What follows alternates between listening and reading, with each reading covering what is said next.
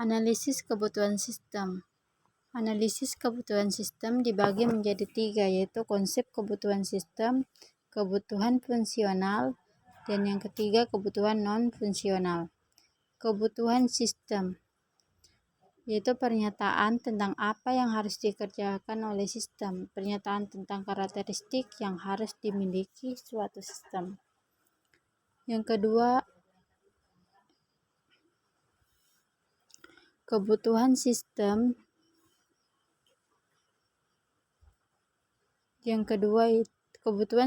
dibagi menjadi 2, yaitu kebutuhan fungsional dan non-fungsional. Kebutuhan fungsional contohnya aktivitas atau layanan yang diberikan oleh sistem berdasarkan pada prosedur atau fungsi bisnis. Kebutuhan non-fungsional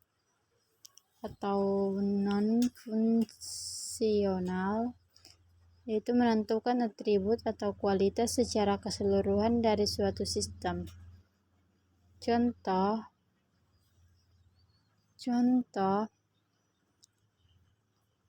Contoh FR sistem perpustakaan. Sistem perpustakaan menyediakan antarmuka tunggal untuk mengakses artikel-artikel dan database perpustakaan yang berbeda. Penggunaan dapat mencari, mendownload, dan mencetak artikel yang ditampilkan. Penggunaan yang dapat dicari yaitu penggunaan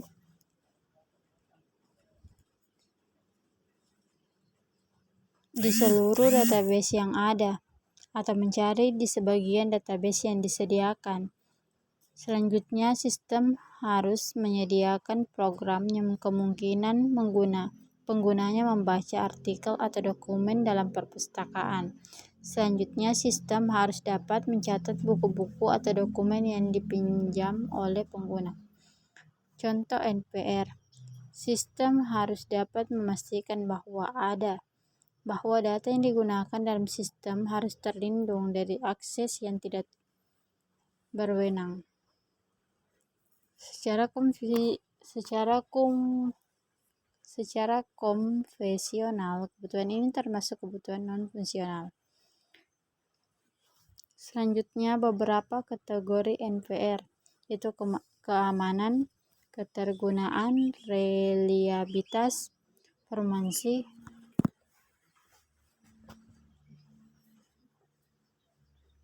jenis-jenis NPR.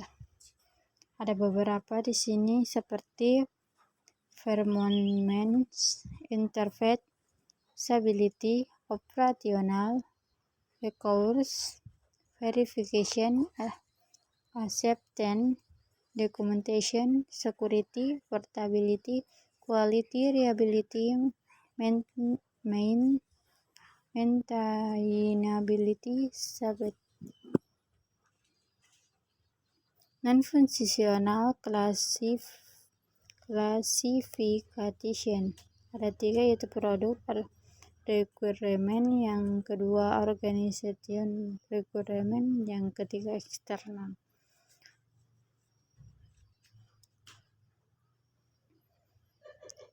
Studi kasus.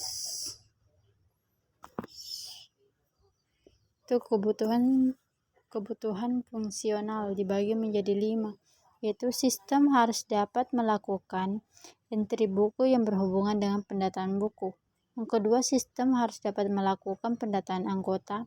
Yang ketiga, sistem harus dapat melakukan transaksi peminjaman. Yang keempat, sistem harus dapat melakukan transaksi pengembalian. Yang kelima, sistem harus dapat melakukan laporan keuangan secara otomatis. Pertama, itu sistem yang dapat melakukan entry buku yang berhubungan dengan pendataan buku, seperti pengguna bisa memasukkan berbagai jenis buku beserta dengan kode buku, kategori buku, judul, penerbit, pengarang, jumlah halaman, ISBN buku, dan lain-lain. Yang kedua itu sistem harus dapat melakukan pendataan anggota. Contohnya itu seperti pengguna dapat menampilkan anggota yang paling sering meminjam serta kategori buku yang dipinjam. Maksudnya adalah anggota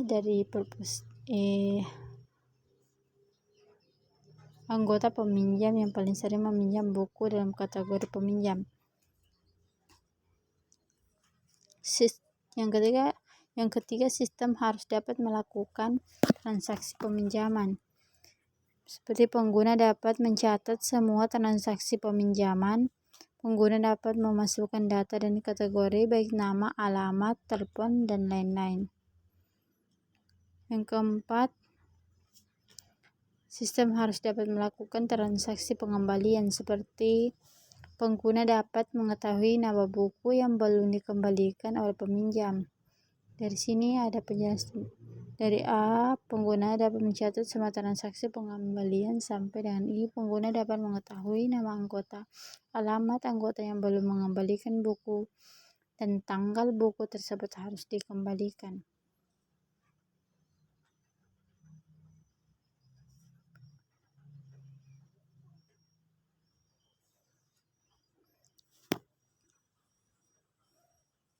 Yang kelima, sistem harus dapat melakukan laporan keuangan secara otomatis. Seperti pengguna dapat mengetahui jumlah biaya-biaya yang dikeluarkan untuk biaya tersebut. Kebutuhan fungsional.